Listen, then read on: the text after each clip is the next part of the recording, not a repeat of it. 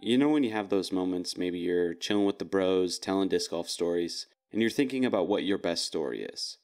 Well, this is the story that I tell everyone when it comes down to it. It's by far the best disc golf story that I've got. So kick back, maybe grab a cup of joe and relax. This is my disc golf horror story. Enjoy. I used to live off and on for a few years in the southern part of Florida. I would go down there during the winter for work, and while I was down there, I would play a bit of disc golf. But as you can see for UDisc, there isn't much to offer. With the swampland of Florida, it didn't make for many parks to have disc golf. Over the years, I would get very used to losing discs in the water due to the fact that I visibly saw alligators on a daily basis. I wasn't willing to die for those discs. But you also have snakes down there, which creep me out way more than gators do. So that's the landscape we're working with, and it's needed to understand some of the story. A couple years ago, while I'm living there, my brother came to visit me, so we're going around the local area playing the courses that were available. We did travel outside of the West Palm area, but for the most part, we played in that district. And this is where the day begins for us, as we head over to play Dreher Park in West Palm Beach. I played there before, so I was familiar with the layout. A lot of water, some fun elevation shots, overall probably the best course to play within an hour of West Palm. Dreher is a pretty big park with a lot of foot traffic through the area. So sometimes it's slow to play, having to wait for people just going for a stroll. With quite a few bodies of water, it's not that rare to see people out there fishing, so you always have to try not to smoke someone with a disc. As we're playing a round of disc golf, me and my brother saw a random. He disappeared, and a hole later, I notified the nearest park worker about the dude with the gun. Could have been a BB gun for all I know, but still weird to be in a public park with a weapon. Since it's a big park, they have workers all around that you come in contact with quite often. So I told him what we saw, and we went on with our round. That's not the horror part of the story, but to leave it out would be an improper way to set the tone. We were already uncomfortable as we continued to play our round of disc golf. We can continue on hole by hole until we make it to the back section, hole 15. This is the start of what I called the mountain hole at Dreher. It's not a mountain, but in comparison to the rest of the course, it's pretty high up. Hole 15, you play along the side of the hill to the basket. When you're finished, the next tee pad is directly up on top of the hill. Then you throw down to hole 16's basket hidden in a cluster of trees. As we finish 15, I'm walking up to 16's tee. And as I get to the crest of the hill, I turn around and continue walking backwards. I know where the tee is at, I'm just getting a visual of the next shot I'm going to throw.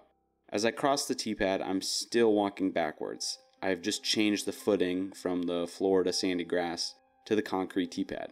As I'm about to walk off the back of the pad, my brother goes, "Stop! Stop, stop!" I stopped with one foot back and turned around. I quickly moved forward and was like, what the f***? Me and him both just stand there looking at the ground, having no clue what we're looking at. I'm going to do the best I can at describing it. To this day, it still confuses me.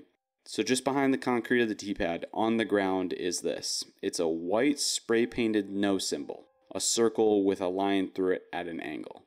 In each half of the circle are different pure white little pebbles. Little rocks, different sizes, but set all in the circle perfectly symmetrical, so one on each side correlates with the other.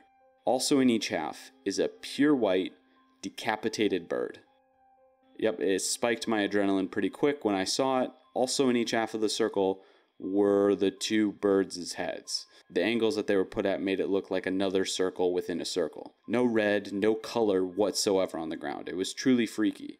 But the bugs that were all over the circle definitely proved that the birds were real and not fake. So me and my brother, for the second time that day, go find a local park worker to tell him what we saw up on the hill. We saw a worker just down on the other side of the hill in the parking lot.